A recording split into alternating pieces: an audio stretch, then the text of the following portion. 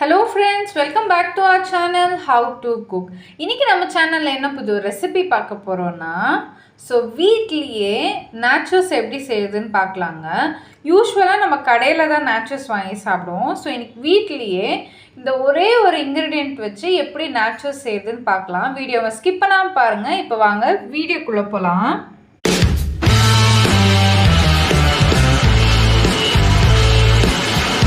இப்போ பார்த்தீங்கன்னா நம்ம நேச்சுரல்ஸ்னால் அது நார்மலாக ஒரு சிப்ஸ் கைண்டுங்க, அது ஒரு ஸ்நாக் கைண்ட் ஆஃப் திங். அந்த ஸ்நாக்கை இத்தனை நாள் நான் அது எதில் தான் செய்கிறாங்க நான் நினச்சேன் அது மைதாவில் செய்வாங்க இல்லைங்க, பொட்டேட்டோவில் செய்வாங்க இல்லைங்க. ஆனால் இன்றைக்கி தான் எனக்கு தெரிய வந்தது அது அரிசி மாவில் தான் செய்கிறாங்க. அதுவும் அது ஒரு ஈஸியான ரெசிபி. நம்ம இத்தனை நாள் இவ்வளோ காசு கொடுத்து வாங்கியிருக்கிறோமான்னு தோணுச்சு. அதை அதோட சீக்ரெட்ஸ் என்னன்னு நம்ம இந்த வீடியோவில் ரிவீல் பண்ணலாம். நான் என்ன பண்ணியிருக்கேன்னா ஒரு கப் அரிசி மாவு எடுத்திருக்கேன். இந்த அரிசி மாவு நல்லா சாஃப்டாக நான் கிரைண்ட் பண்ணி எடுத்திருக்கேன். நீங்கள் கடையில் கூட கொடுத்து எடுத்துக்கலாம். நான் இந்த மாதிரி ஒரு கப் அரிசி எடுத்திருக்கேன். நான் பக்கத்துலேயே இந்த மாதிரி தண்ணி வச்சுருக்கேங்க. இப்போ பார்த்தீங்கன்னா ஓரளவுக்கு தண்ணி நல்லா சூடாகி வந்தாச்சு. நான் இதில் ஒரு பிஞ்ச் ஆஃப் சால்ட் போட்டுக்கிறேன். சால்ட் போட்டுட்டு இந்த சால்ட் இந்த தண்ணிக்குள்ளே நல்லா டிசால்வ் ஆகட்டுங்க. நீங்கள் இந்த மாதிரி ஸ்நாக்ஸ் ஐட்டம் செஞ்சு வச்சிட்டிங்கன்னா இப்போ மழை வரும்போது ஏதோ அப்போ தான் நம்மளுக்கு எதனா சாப்பிடணும் போல் இருக்கும். அந்த நேரத்தில் நம்மளுக்கு எந்திரிச்சு செய்கிறதுக்கும் நம்மளுக்கு தோணாதுங்க. இந்த மாதிரி நம்மளுக்கு கிரேவிங்ஸ் வரும்போது நம்ம செஞ்சு வச்சிட்டோமோ அந்த டைமில் எடுத்து சாப்பிட்றதுக்கு ஈஸியாக இருக்கும். இது நீங்கள் ஃப்ளெக்சிபிளாக நீங்கள் ஒரு 2 to 3 வீக்ஸ் வரைக்கும் இதை நீங்கள் நல்லாவே ஸ்டோர் பண்ணலாம்.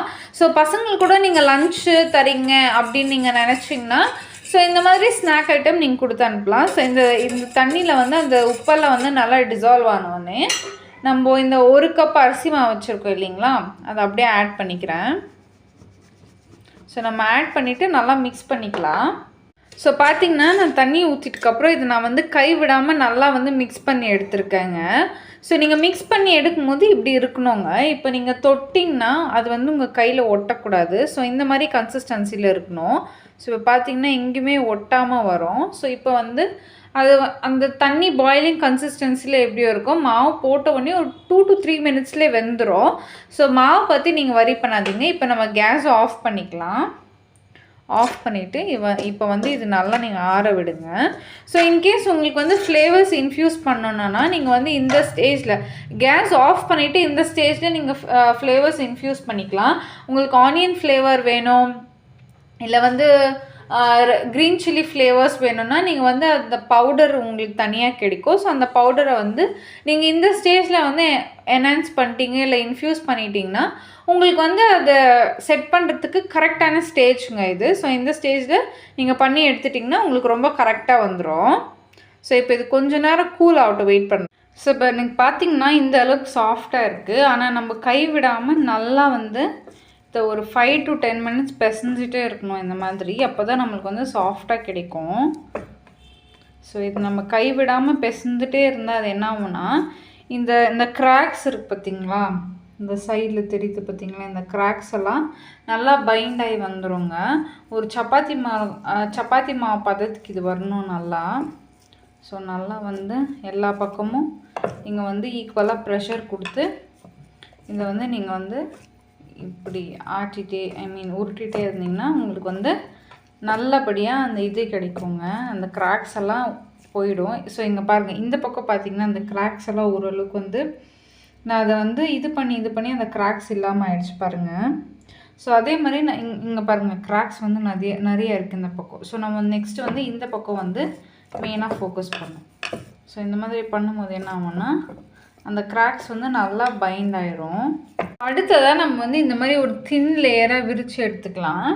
அதுக்கப்புறம் இந்த மாதிரி எக்ஸ்ட்ரா பீசஸ் இருக்குது பாருங்கள், அதை நம்ம கட் பண்ணி எடுத்துடலாம்.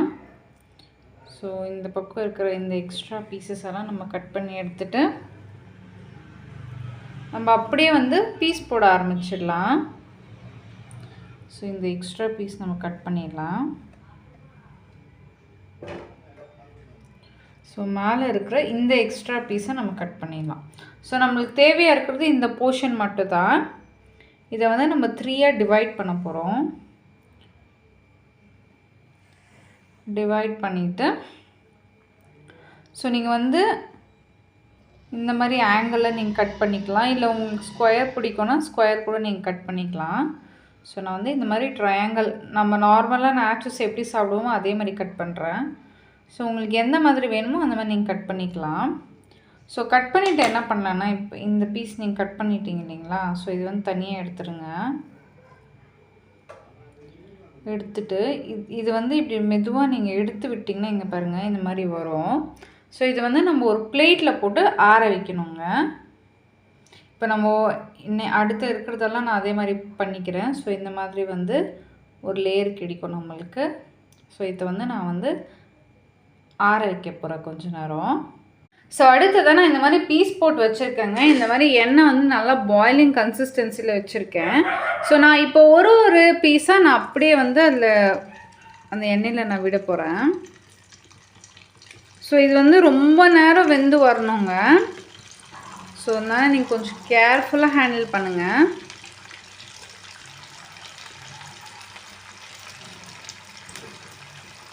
ஆனால் taste wise really so good.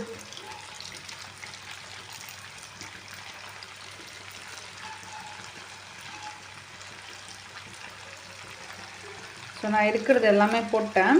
இப்போ இது வந்து நல்லா குக் ஆகி வரட்டும், வெயிட் பண்ணலாம். எனக்கு தெரிஞ்சு ஒரு 5 to 6 minutes வரைக்கும் இது கிறிஸ்பியாக உங்களுக்கு வேணும்னா இது குக் ஆகணும். ஸோ இங்கே பாருங்கள் இந்த அளவுக்கு நமக்கு கிறிஸ்பியாக கிடைக்கும். ஸோ இந்த அளவுக்கு உங்களுக்கு வேணும்னா நல்லா ஒரு 5 to 10 minutes குக் ஆகணும். வெயிட் பண்ணலாம் நம்ம. ஸோ நான் பார்த்தீங்கன்னா ஃபஸ்ட்டு பேட்ச் நான் போட்டு எடுத்தாச்சுங்க.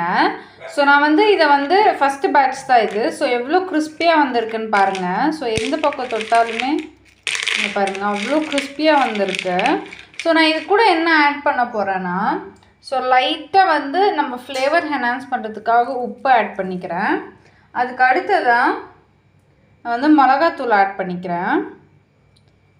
ஸோ உங்களுக்கு இல்லை எனக்கு ப்ளெயினாகவே போதும்னு நினச்சிங்கன்னா நீங்கள் அப்படியே விட்டுடலாம். ஸோ இது கூட இன்னும் எனக்கு பிடிச்ச ஃப்ளேவர் வந்து இந்த மேகி ஃப்ளேவர் தான் பிடிக்கும் நாச்சோஸில். ஸோ நான் அதையும் கொஞ்சம் ஆட் பண்ணிக்கிறேன். இந்த மேகி மசாலா இருக்கும் பார்த்தீங்களா, அதை ஆட் பண்ணிவிட்டு நம்ம நல்லா மிக்ஸ் பண்ணி எடுத்துட்டோன்னா நம்ம கிறிஸ்பி நாச்சோஸ் ரெடி. இதை நீங்கள் எதை கூடனா சர்வ் பண்ணலாம், லஞ்சு கொடுத்தப்பலாம், டீ கூட சர்வ் பண்ணலாம், இல்லை வந்து பசங்களுக்கு ஈவினிங் ஸ்நாக்ஸ் வந்து கொடுக்கலாம். எனக்கு தெரிஞ்சு இது அழகாக நீங்கள் வந்து 2 to 3 weeks வரைக்கும் நீங்கள் ஸ்டோர் பண்ணலாங்க. ஸோ பாருங்கள் அந்த நம்ம போட்ட அந்த மசாலாலாம் வந்து நல்லா கோட் ஆகிருக்கு, தெரியும்னு நினைக்கிறேன். ஸோ நம்ம போட்ட அந்த மசாலாலாம் வந்து நல்லா கோட்டாகி வந்திருக்கு. ஸோ நம்ம இது சர்வ் பண்ணிக்கலாம் இப்போது. ஸோ இப்போ பார்த்திங்கன்னா நம்ம நாச்சோஸ் வந்து அவ்வளோ அழகாக ரெடி ஆகி வந்திருக்குங்க. நம்ம போட்டதானே அந்த நூடுல்ஸ் டாப்பிங் வந்து அவ்வளோ நல்லாயிருக்கு. நிஜமாலே இந்த டாப்பிங் ரொம்ப நல்லாயிருக்கு. ஸோ நம்ம கடையில் வாங்கி சாப்பிட்ற அந்த நாச்சோஸ் மாதிரியே இருக்குங்க. ஸோ இந்த வீடியோ அவ்வளோதாங்க. ஸோ நீங்களும் கண்டிப்பாக இதை வீட்டில் ட்ரை பண்ணி பாருங்கள். இந்த வீடியோ உங்களுக்கு பிடிச்சிருக்குன்னு நம்புகிறேன். உங்கள் ஃப்ரெண்ட்ஸ் ஃபேமிலிஸ் நாச்சோ பிடிச்சவங்களுக்கு இதை ஷேர் பண்ணுங்கள். ஸோ நம்ம வீடியோ சப்ஸ்கிரைப் பண்ணுங்கள். See you the next video. Until then, tata, bye bye.